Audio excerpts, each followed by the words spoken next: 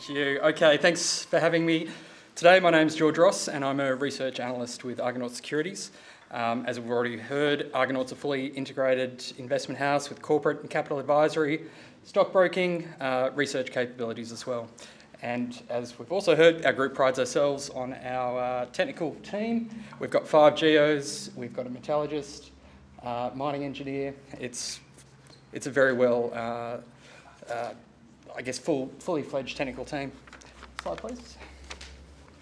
So why are we here? Copper. Copper's been an integral part of the modern industrial economy since the widespread rollout of electricity as a utility. Copper is distinctive in that it's an excellent conductor of electricity, both reasonably strong yet malleable, and occurs in high enough abundance for us to use in a global commercial scale. So while the bulk of copper demand continues to be driven by traditional construction infrastructure, the push to decarbonise our economy has ignited growth in other market segments. Thank you. Slide, please. Decarbonisation is our desired destination, and how we're going to get there is electrification. For the global economy to complete the so-called green energy transition, we will require a commitment to many trillions of investment towards low-emission sources of electricity, energy storage, network infrastructure, and conversion of end-use solutions. So while this transition will require a broad range of mineral inputs, perhaps the most important will be copper. And I think this slide really sort of sums up why copper is so important in this energy transition. It's utilised everywhere. It's fundamentally for all power generation, electricity networks, and obviously EV batteries, EVs themselves. So put simply, without sufficient copper, decarbonisation is unachievable. Slide, please. So taking a closer look at the electric vehicle market, there's a substantial difference between copper usage in conventional internal combustion engines versus your hybrid and battery variety EVs. So as you can see on the graph on the left, your ICE engine is down the bottom there, about 25 kilograms of copper per car. And then as you go up, 42 in your hybrid, plug-in hybrids around 61, and finally battery EVs being 94 kilograms per car. So that's almost 4 times as much copper as an ICE. If you could just click, thanks. So, and I guess because of that copper usage, because of that fact, like copper usage in commuter vehicles is expected to rise rapidly over the coming decade. And by 2025, the amount of copper used in EVs will actually surpass that used by ICEs. Slide, please. So this is just some modelling that the International Energy Agency completed back in 2019. And I guess what it shows is that there's this expectation that we're going to have, depending on which scenario you take, there's going to be EVs, EV unit sales, will be between 11 and 28 million units per annum globally. And I find that a fairly extraordinary number. And they also suggested that sort of, a 500 kilometre range EV was expected to be price comparable to a ICE Toyota Camry by 2023. And, back at the time, I remember the last lithium boom. It wasn't that long ago. We were expecting all this massive growth in EVs and everything, and that all ended quite poorly. So you've got to be a little bit cynical about this kind of modelling. But if we just hit the thank you, if you look back 2019, there was 2.1 million units of EVs sold internationally. I thought that was fairly optimistic. However, having a review of this year's EV volumes database, it's actually suggesting at this point, this is only mid-year results, but it's suggesting that there'll be 6.4 million units of EVs sold globally this year. So we're well and truly on track to meet that lowest scenario model of 11 million units by 2025, may even get there in 23 or 24. Elsewhere, sort of in the landscape, sort of power generation, copper demand from solar power generation is expected to to more than double by 2030. There's also going to be strong gains through wind farm technology, particularly over the next 30 years. Slide, please. And this figure is sort of I guess, a snapshot of total copper usage for the green energy transition over the next 10 years. So you can sort of start at the top left, 2020, 2.1 million tonnes. Moving forward to 2030, copper usage, remembering this is just in sort of the green essential sort of metal energy transition space, will be up to 4.3 million tonnes, so a doubling in that period, which is pretty extraordinary. And importantly, the proportion of copper that's used in EV batteries is quite substantial in the total market. Slide, please. So looking at a bit of a longer term demand profile, there's a rush to electrify obviously at the moment. That's going to drive strong demand over the next sort of at least 20 to 30 years. Interestingly, there is a bit of I guess, a flattening of the curve as we push out past 2050, and that's to do with the predictive modelling suggesting that there'll be a lot more recycling going on across the board, as the circular economy comes in. Slide, please. So what about the supply side of the equation? So South America continues to be, the world's largest regional contributor of copper production. Chile producing about 22% of total copper, Peru around 12 annually, and the vast majority of those tonnes are coming from very large-scale porphyry systems with relatively modest grade, but just the scale of them is just ginormous, obviously. Obviously, it's worth noting at the moment, and Christian's going to hate me for saying this, but there's obviously some fairly significant political manoeuvrings going on at the moment that, how truly significant they are, we will see. Certainly, it looks like the Chilean election is going in the way of the copper producers at the moment, which is good. But if there are, I guess, changes to taxation or royalty schemes in that part of the world, there's a really major risk that will affect the supply side of the copper market as a whole. And I think people need to sort of bear that in mind. Australia sort of continues to be a significant market producer, and we're sort of around 5%, please. Sort of 5% of total copper demand. I've compiled all of the, I guess, copper production figures I could for all Australian deposits or all major Australian deposits. There's a couple missing here and there, but this sort of gives you a pretty reasonable snapshot. I think it's fairly remarkable how constant overall the average copper production has been since 2008.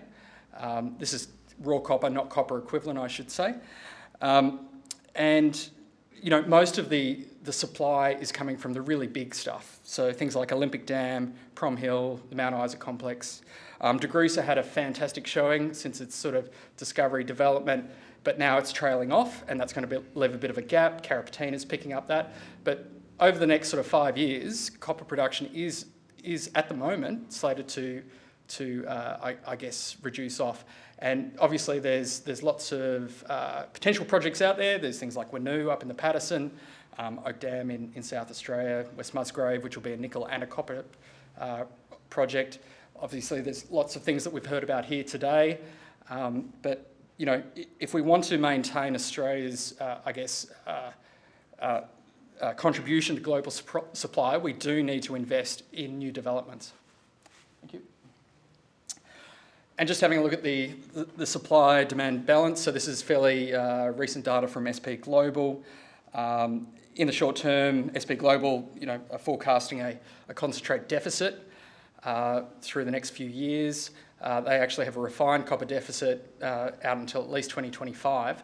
But sort of once you get to 2030, the graph on the right, you see there's a massive supply gap, supply deficit of something like 3.15 million tonnes. And that's going to be a major problem because that's a hell of a lot of copper to fill. That's, you're sort of talking about 3.5 times Australia's total production annually. Clearly we need more mines. And look, this view is supported by CRU and Wood Mackenzie. They've got a major sort of gap sort of widening from 2026 onwards. Thank you. Cheers. So clearly we need more copper mines, but over the last 20 years, we haven't been seeing a lot of development in that space. This is some S&P global data. So it's essentially looking at the number of capital expenditure projects that have been committed in each year, and then that's sort of proportioned out over the year. So red is iron ore, yellow is gold. You then have energy metals, which is sort of, base metals, copper, nickel, cobalt, uranium, rare earths in there as well.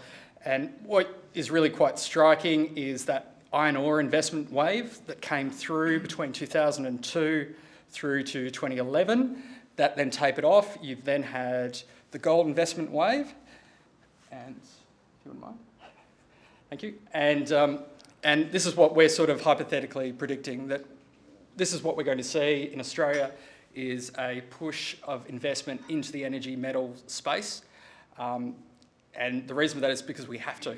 If we want to do this decarbonisation, we need the metal. Thank you.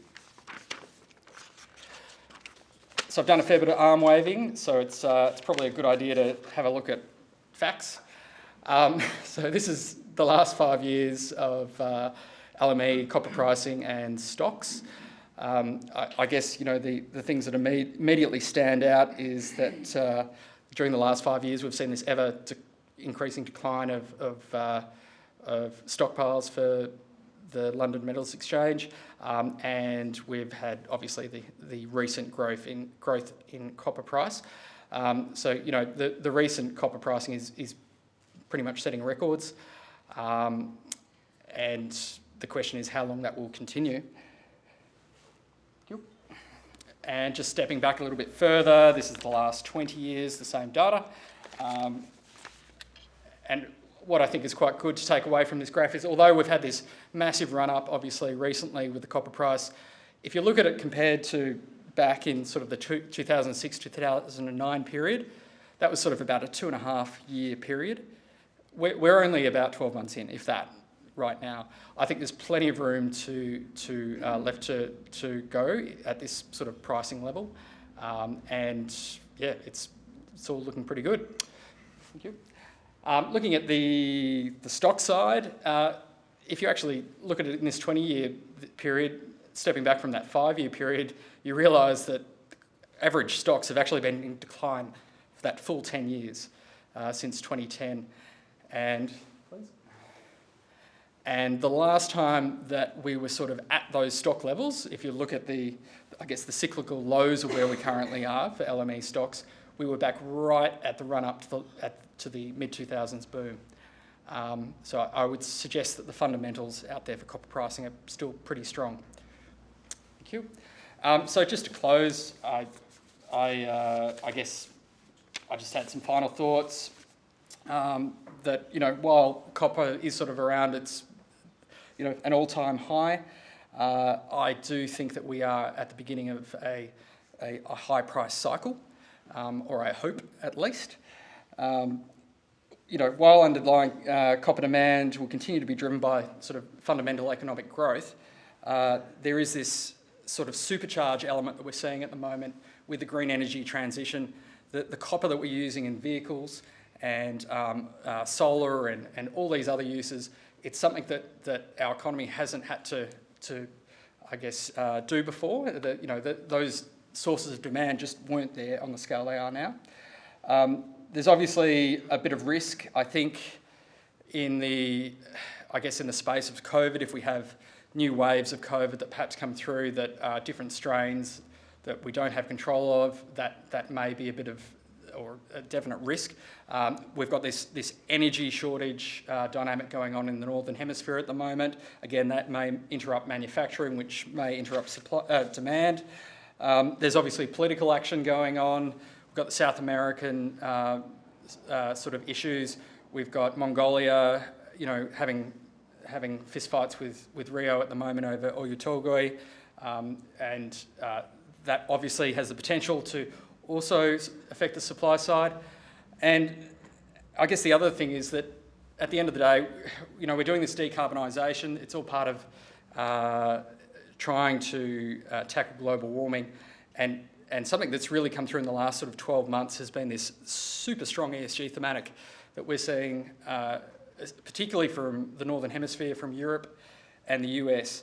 And that's excellent because, you know, we need to have that. We need to be tackling the environmental issues to do with mining.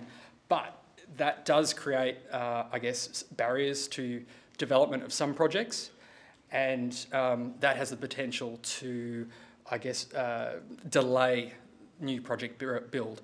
So it's a very complicated market out there, obviously, at the moment. I do still remain very bullish on copper, though, in the short and medium term. So thank you.